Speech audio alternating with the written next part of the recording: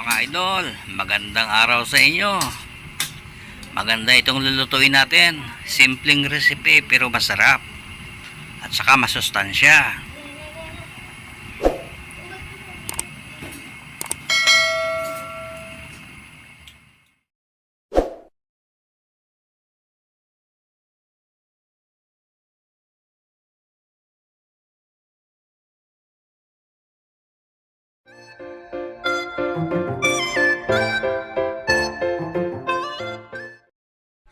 Idol, meron tayong apat na tinapa at meron din tayong apat na kamote.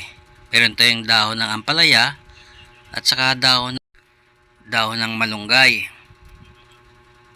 At meron tayong bawang, meron tayong 3 kamatis at 1 sibuyas. Meron tayong patis. Babalatan muna natin ang tinapa at saka himay-himayin. Maganda itong nabili kong tinapa.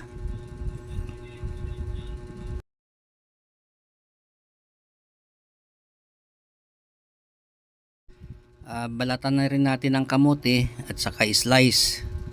Maganda rin yung kamote. Tingnan mo naman yan, walang damage oh.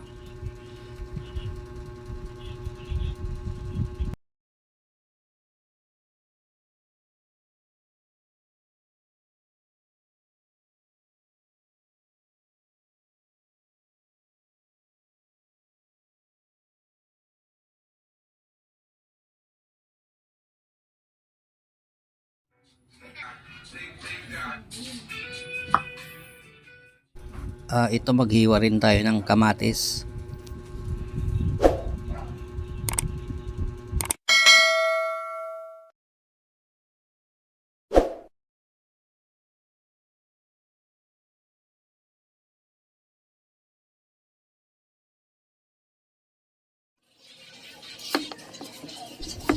Hiwain na rin natin yung sibuyas.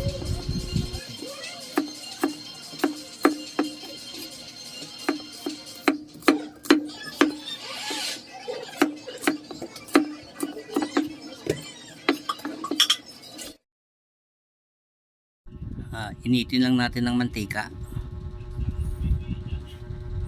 at igisa na natin yung sibuyas.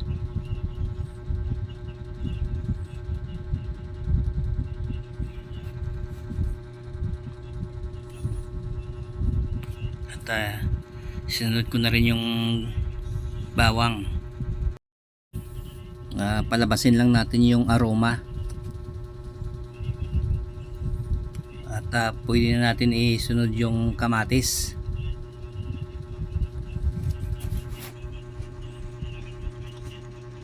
Kailangan medyo durogin natin ang kamatis.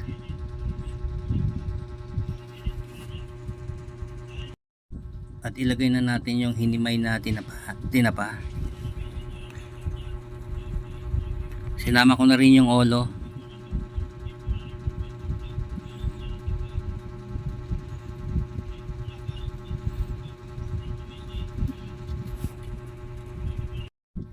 Pwede na natin ilagay yung hiniwang kamote.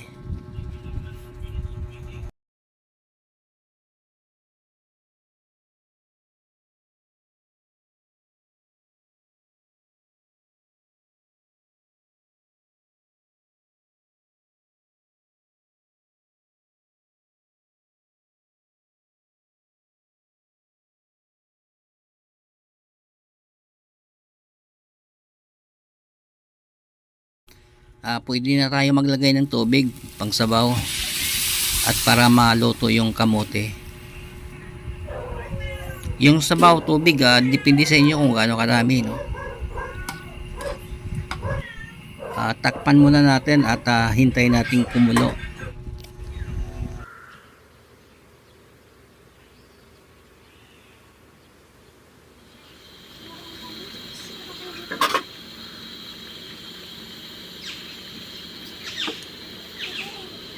Maglagay tayo ng mga 2 kutsarang patis.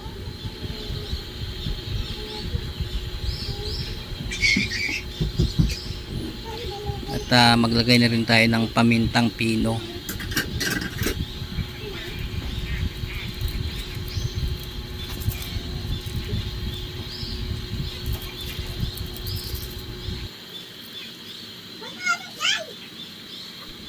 Takpan muna natin saglit para mabilis lumambot ang kamote.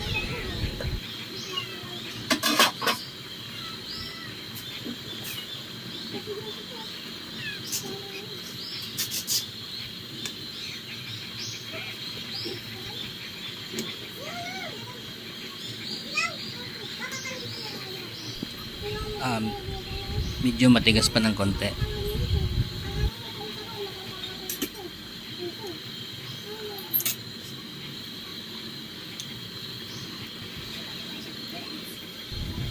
Malambot na itong kamote natin. Kukuha lang tayo ng konti at durogin natin para medyo malapot-lapot yung sabaw natin.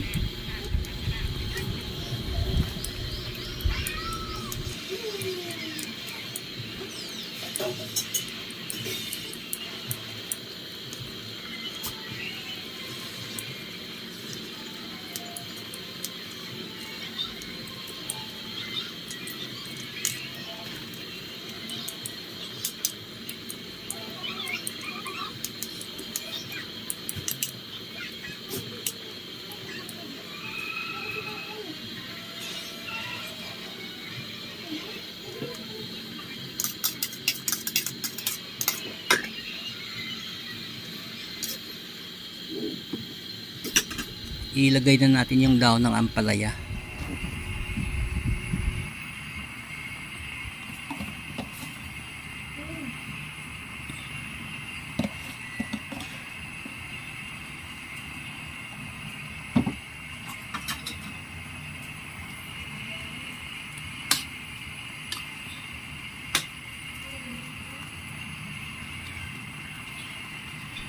At isunod ko na rin yung daon ng malunggay.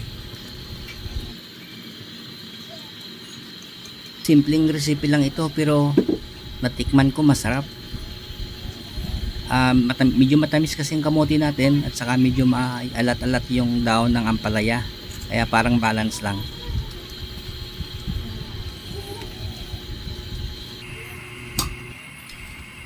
Medyo may kamahalan lang yung tinapa. 450 ang kilo.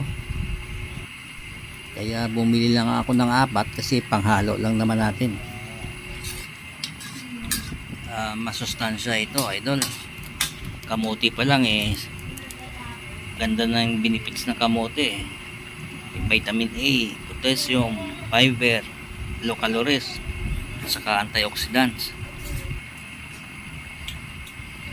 Luto na yung dahon natin.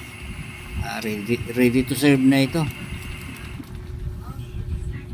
Sige mga idol, maraming salamat sa mga nanonood at kita-kits tayo ulit.